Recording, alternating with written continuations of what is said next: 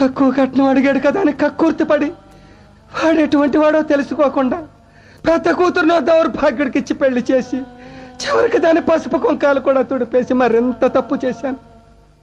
రెండో కూతురు తన కాళ్ళ మీద తనే నిలబడి 4 డబ్బులు సంపాదించుకుంటుంటే సిగ్గు లేకుండా ఆ డబ్బులు వాడుకున్నాను. చివరికి నేను పెళ్లి చేయలేనేమోనని తన మొగుడిని తనే వెతుక్కుని వెళ్ళిపోతే భారం తగ్గిందని బాధ్యత లేని తండ్రిగా తప్పుకున్నాను.